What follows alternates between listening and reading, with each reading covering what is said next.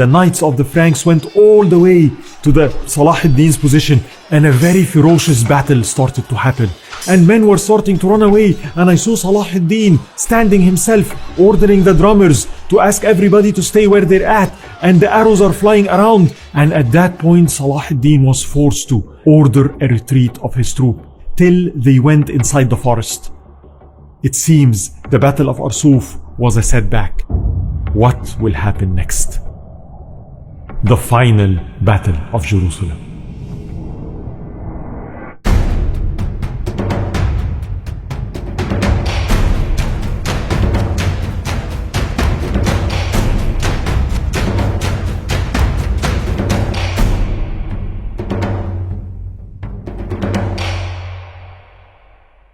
We saw last time how Richard eventually ended up taking the city of Jaffa, though Salahuddin razed it to the ground and was forced to make the final decision. And Richard and the Franks decide to start the march towards the city of Jerusalem.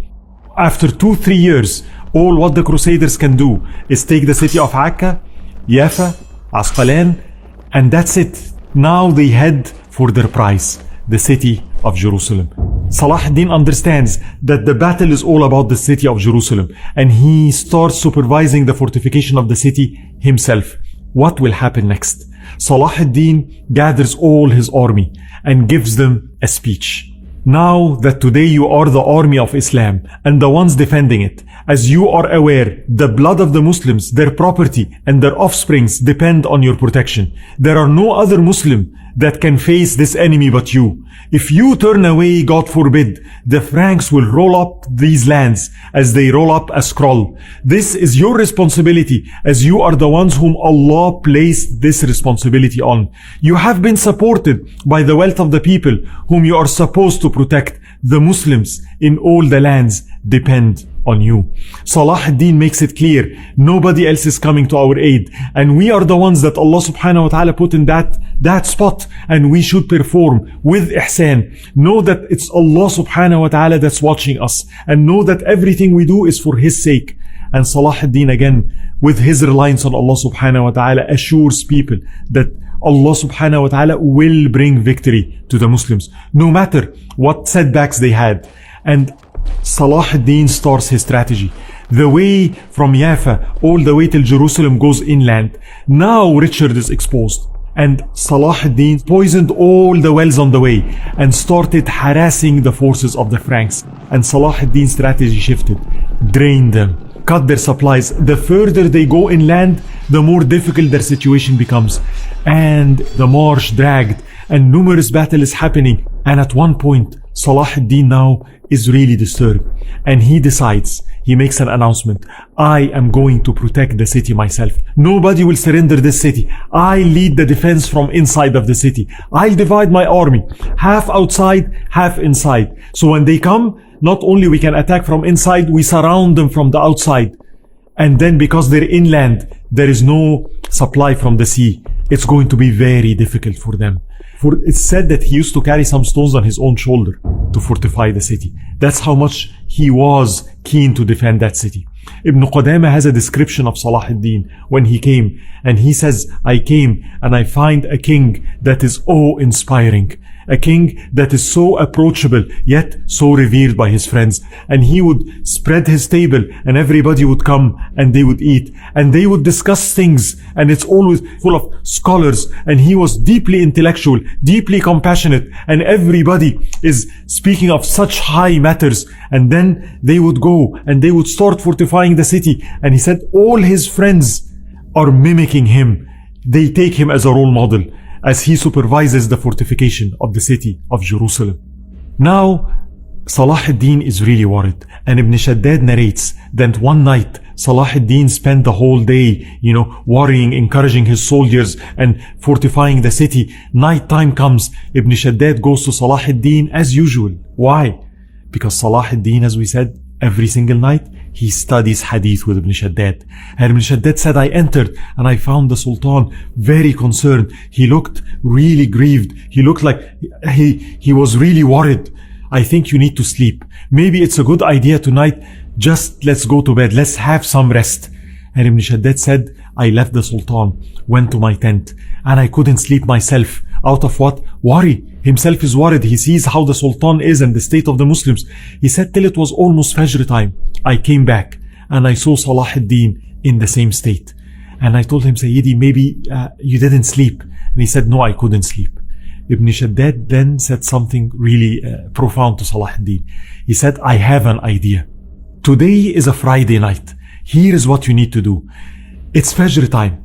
So I want you to make wudu, go to the Aqsa Mosque, give charity in secrecy, and then between adhan and iqamah, pray 2 rak'ahs, which is a sunnah.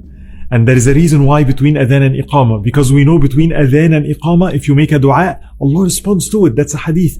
And he said, I want you to pray those 2 rak'ahs, and in the position of sujood, in al-Masjid al-Aqsa, on a Friday night, between adhan and iqamah, you make a dua to Allah subhanahu wa ta'ala. Tell Allah everything that you can do, you have done, and that you fully rely on Him, and that you need His help. Exhibit your state of poverty between His hands. And I know that the likes of you, if you make dua in such kind of a matter, Allah will never turn them back. And I want you to notice what Ibn Shaddad, he combined a number of hadiths. Friday, Fajr Salah, between adhan and iqamah, in the sujood position, giving charity. He combined all the reasons why a dua can be accepted and told the Sultan, do those, and Allah will surely come to your help. And he said, I watched as the Sultan gives charity, makes wudu, goes to the Aqsa Mosque after adhan, and I watched him pray those 2 rak'ahs, make a long sujood, long dua, with his tears wetting his grey beard now, and long dua. And then they pray Salat al-Fajr. And surely enough, that day, news reached Salahuddin. The Franks have stopped their advancement towards Jerusalem. What happened? The Franks are quarreling between themselves. They're divided. Some of them say it is impossible. They don't want to continue. Some of them insist that they should continue. And they're bickering and differing and arguing against each other.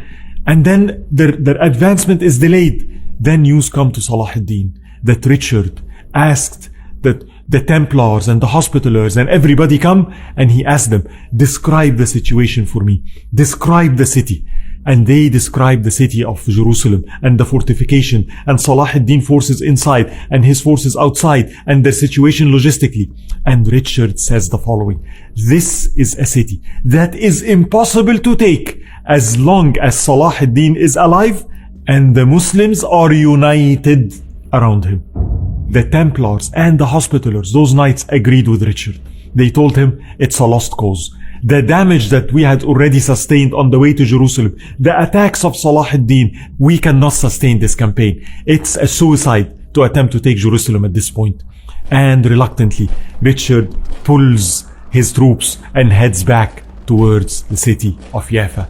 Richard gave up because of the determination and the efforts that Salahuddin has put. But is it only his determination and efforts? Is it the dua of Salahuddin? See, those are the things that we learn from the likes of Ibn Shaddad, how Salahuddin was. Never underestimate the power of dua. Allah owns the hearts of people. Now that Richard cannot go to Jerusalem, what he should do? Maybe I should go north. And he starts heading with his ships north towards the city of Beirut. Maybe we can get one more city from Salahuddin. Salahuddin did something amazing. While Richard is heading north, Salahuddin orders his troops, go out of Jerusalem, head towards the city of Jaffa. And in few hours, he was already around the city of Jaffa. He started surrounding the city, building his catapults and trebuchets, started throwing the stones, breached the walls of the city of Jaffa, gave them an ultimatum, surrender the city or else. They refuse. He orders the attack. They come, they breach the walls. Oh, they built another wooden wall inside, and the battle rages, and he breaches the second wall. And now the soldiers of Salahuddin starts pouring into the city of Jaffa. And the news reached Richard that Salahuddin forces somehow breached the walls and they're already taking the city of Jaffa in within 3 days. Richard is very disturbed. He turns the boats, heads towards the city of Jaffa, reaches there to find some of the flags of Salahuddin already around the city.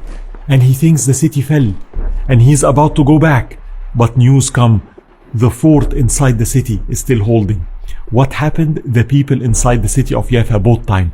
They went to Salahuddin, we want to talk, truce, and gave time for Richard to come. Upon hearing the news, Richard ordered all his troops to go on the shore and clear the beach and gathered his army, started heading towards the city of Jaffa. Salahuddin hears the news. What do you think Salahuddin did? I know, the heart says fight! But see, it is not about emotions only. There is strategy. Salahuddin did something that might surprise you. Gathered all his army, ordered a retreat. Everybody out of the city of Jaffa, everybody goes away. Why? Why?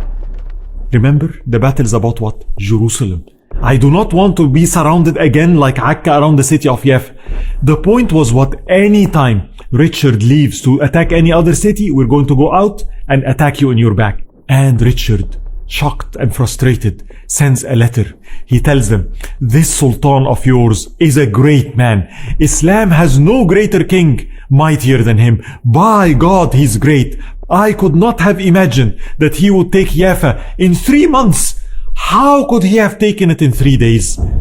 And then he asks, greet the Sultan for me and say, for God's sake, give me what I asked for to make peace. This is a matter that must have an end. My lands over the sea have been ruined. For this to go is no good for us, nor for you. Now, let's open negotiations. And Richard insists, it's all about Jerusalem. Give me Jerusalem. Salahuddin again refuses. Eventually, Richard gives in and tells Salahuddin, it's okay. You can keep Jerusalem, but at least let me have the lands that I got. Salahuddin refuses. You will not have any of the lands. And Salahuddin is persistent. War will continue. There is no truce. There is no peace between us. All the lands belong to us. Eventually, all Salahuddin leaders gather and came to meet Salahuddin. What do they want? They say we all requested that the Sultan accept the truce from the Franks. However, he was very reluctant. And after some further concessions with Richard, Salahuddin, because everybody told him, please accept. What will it mean? It means the Third Crusade has failed. They came, hundreds of thousands, 3 years. All what they took is the city of Akka and Jaffa. They failed to take the city of Jerusalem. You broke the Third Crusade. Let them leave. If we do that, then Jerusalem is really ours. That's a big win. Forget about Jaffa. We can take those cities later. For now, let them leave. And they told him, the cities, this campaign, long campaign, drained the treasury. Egypt has been drained throughout the years, supplying all the troops with all what they need. Qadi al-Fadl told him, the treasury of Egypt is almost empty. You're spending so much around the city of Akka. And again, without the unity of Egypt and Sham, it would have been impossible to stop the Franks. It would have been impossible. Unity is necessary. Salahuddin finally agrees. And he tells Ibn Shaddad, let's sign the truce. And what is the truce? The truce is there will be peace between the Franks and the Muslims for 3 years and 3 months. I want to note something. There is a big difference between a truce and a peace treaty. Salahuddin did not have a peace treaty. He never said, I acknowledge the Frankish state. I acknowledge that the kingdom of Jerusalem has the right to stay. He never said any of the cities belong to them. He never acknowledged them. A truce is what? There is a truce. It's for a given time. Then what happens after the truce ends? We're enemies again. He never acknowledged them. And Richard told Salahuddin, after 3 years and 3 months, I will be back and I will fight you. And Salahuddin responds, I will be here waiting for you. I'd rather fight you than anybody else. Why was he so reluctant? Salahuddin informed Ibn Shaddad, I'm afraid to make peace, not knowing what becomes of me. I'm old.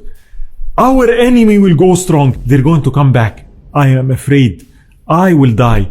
My children, they will divide. Every one of them will take a fort and the city. And then they'll start fighting. And the Franks might take everything back again. And then he told Ibn Shaddad, if you live long enough, you might see what I'm predicting.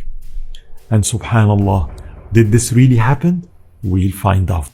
the time comes and they sign the treaty. And that is the end of the Third Crusade. Richard, heartbroken, could not open Jerusalem, says farewell and sails back to England. And the kings of Europe start to leave. And Salahuddin now is in time of peace. Salahuddin has one request. All those years he has served the Muslims.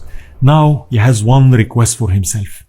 And he says, I want to go and make Hajj. The cities of Mecca and Medina, the cities that he protected, all the things that he did for the Hujjaj, he never had time to make Hajj. He was consistently in the battle. Now that he's free, he says, this is a personal request. I want time for myself. Not to party, not to rest, to do Hajj. And subhanallah, scholars respond, it is impermissible for you to go for Hajj. Why? It's the rukn of Islam. I have to. And they told him, no, the Franks are still here. If they know that you left for Hajj, most likely they will come and they will attempt to attack the city of Jerusalem and we might lose. As long as they hear, you cannot go for Hajj. Your duty is to protect the Muslims. And Salahuddin, you can tell his heart was broken. The only wish that he wanted for himself, the only thing that he wanted, he could not get. And Al-Qadi al-Fadil told him, Ya Salahuddin, tend to the different cities and tend to the economy. This war destroyed so much. It's time to rebuild. And Salahuddin now starts going back to the cities. He visits the city of Damascus. Years now passed. He did not set foot in the city of Damascus. People were so happy to see the Sultan. And it is said it was almost a celebration that Salahuddin is coming, and people came out to meet him. And the governor of Damascus came to meet Salahuddin, and he's walking Salahuddin in the city, and he tells him, Ya Sultan, look at this. He built a mansion, a palace. He says, I built this for you so that you can rest, a place to retire after everything. You deserve it. I built this for you. The response of Salahuddin, he looked at it. And then he looked back and he said, this is a place built for someone that thinks he's not going to die. We were not created for this. We were created to worship and serve Allah subhanahu wa ta'ala. And then he looked to that man. What money did you use to build this? You used the money of the Muslims to build a palace? You think that will sit well with me? And he removed the governor from power. He saw that as a mistake, as a slip, that if anything, it means that this man is not fit. He's not trustworthy. Money of the Muslims should not be spent to build a palace for Salahuddin. This is not what we're living for. This is not what Salahuddin is about. While Salahuddin was in Damascus, he had a very pleasant surprise. He saw one man that he thought is dead, but he was still alive. Baha'u'ddin Qaraqosh, the one that led the defense in the city of Akka. He thought that Richard killed him with the 3,000 prisoners, but apparently Richard spared him. Why? He's an emir, he has money. And now when the truce is signed, he agreed to release Baha'u'ddin if he was to pay him 80,000 dinars by himself. But then Baha'u'ddin goes to Salahuddin and he asks, I need to leave. Why? He said, I promised to give Richard 80,000 dinars. And I have to go start collecting and selling things that I have so I can go and give him the money. What is the lesson?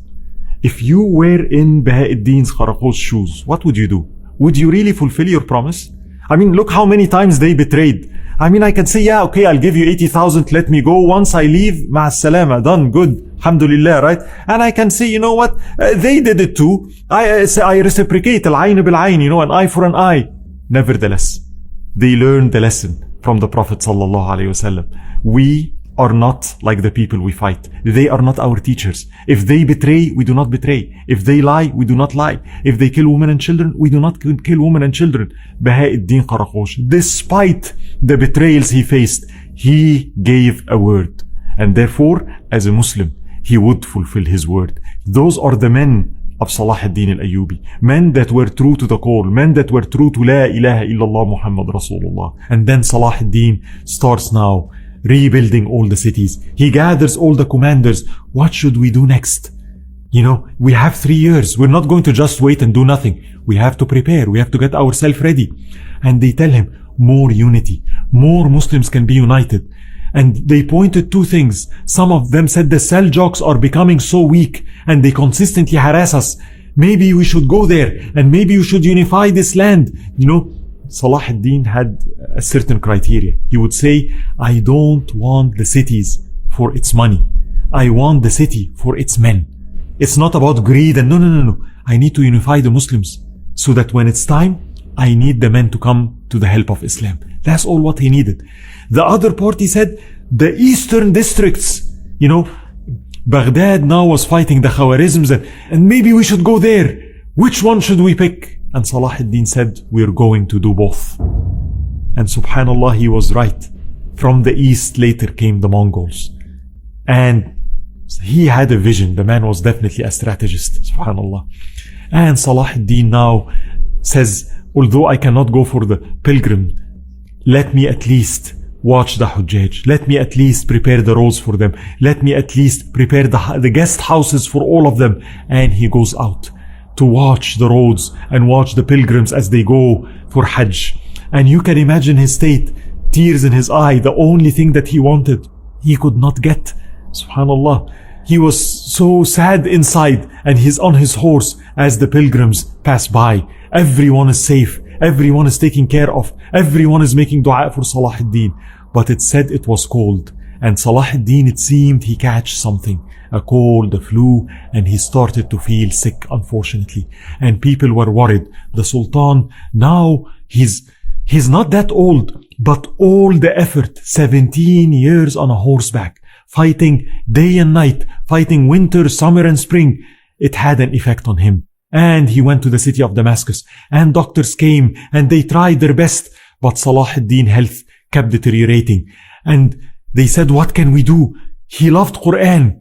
So they brought a reciter, and they said, like what you used to do when he was healthy, every night you should recite 2 to 3 juz for Salahuddin al-Ayyubi. Now Salahuddin started to fall into coma, and he's unconscious. And Ibn Shaddad says everybody was worried, and people in the streets, everybody's asking the Sultan, what will happen? Everybody loved the Sultan, Salahuddin. They keep asking the doctors, and surely enough, the Sultan went into a full coma. And the reciter would say, anytime I recite one of the names of Allah subhanahu wa ta'ala, he says, Sahih, true, and then he goes back into coma. And then he said, till I reached one verse, Wallahu alladhi la ilaha illa huwa alayhi tawakkalt wa huwa rabbul arsh al-azim. It is indeed Allah, the one that no deity is worthy of worship except Him. On Him do I rely, and He is the Lord of the great throne. And he said, I saw Salahuddin's face light up, a big smile, and he gave his soul out.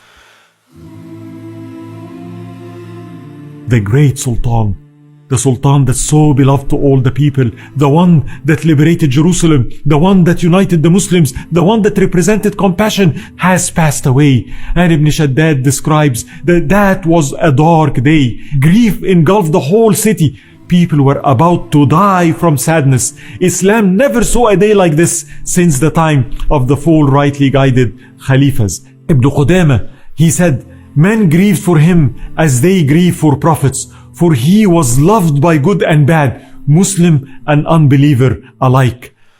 This was the Sultan Salahuddin. And Ibn Shaddad said, I used to hear people before that they would say when somebody is dying, I wish to give my soul in ransom for you. I used to think that was an exaggeration. Till the day the Sultan died, I saw it in myself and in every single other person. All of us, we would gladly have given our souls if it was to bring the Sultan back. People really love the Sultan. It is said in Mecca and Medina, they used to make dua. And the Imam, when he makes dua for the Khalifa, and everybody says Ameen. Whenever he makes dua for Salahuddin, it is said in Mecca and Medina, Ameen, it will shake the masjid apart. People loved Salahuddin. They viewed him. This is the one that saved Jerusalem, guarded Mecca and Medina. After he died, a shock.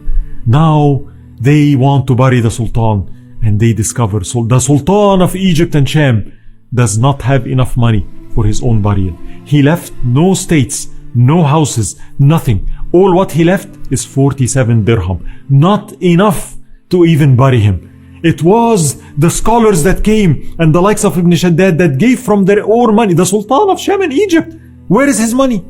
He spent it on the needy. He spent it on the poor. He spent it on the women when he opened Jerusalem.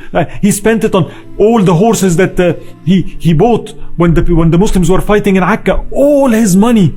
Al-Qadi al-Fadil comes and the burial of Salahuddin. And they said, they washed the body of Salahuddin. Ibn Shaddad said, I could not watch that. I could not even be present in that situation. I was so sad. People started coming from all over the place to pray Janazah prayer on the Sultan of the Islam and Muslims, the Sultan Salahuddin. It is said the funeral prayers extended. People would come, fill the masjid, they pray, they leave. The Janazah prayer of Salahuddin took the entire day before they can finally bury Salahuddin al-Ayyubi. And they started, lowering Salahuddin in his grave. Al-Qadi al-Fadil goes down to the grave of Salahuddin, puts the sword of Salahuddin beside him and tells him, this is a sword you lean on your way to Jannah, inshallah. But Salahuddin left with a surprise.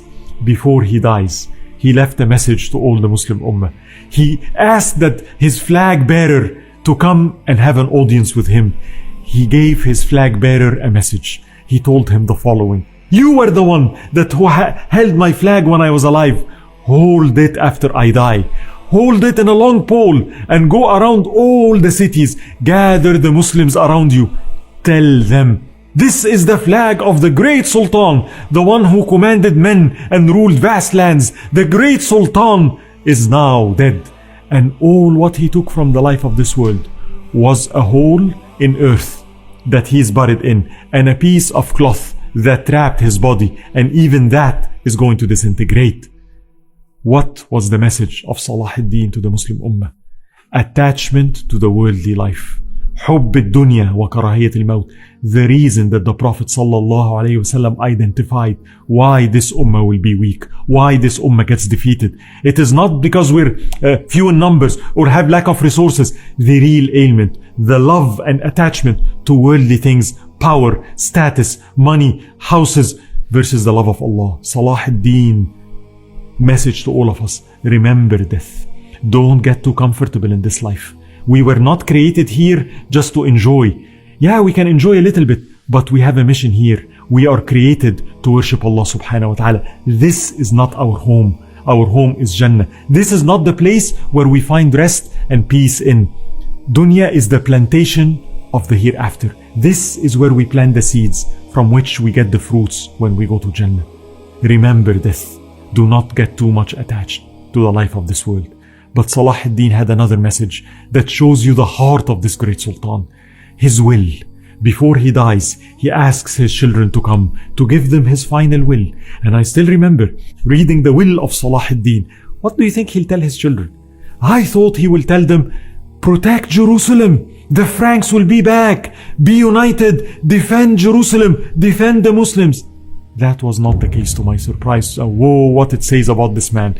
He says the following: I advise you, I command you to have the taqwa of Allah, as is the source of all good. I command you with what Allah commanded you, for it's the way to your salvation. I warn you from bloodshed or indulging in it, for blood never rests.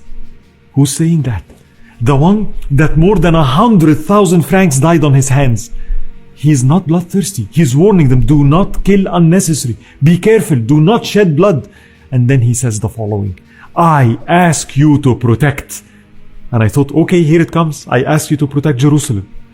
He said a statement, I think we should just think about that. Wallahi, these words are like, should be written with gold. He said, I ask you to protect the hearts of people, the hearts of the leaders and the hearts of the noble. What king, what ruler, what politician in his campaign said, my duty is to protect your heart? The most valuable thing in my eye is not your resources, it's not your money, the hearts of people. That's a very powerful message, because for him, Jerusalem is important.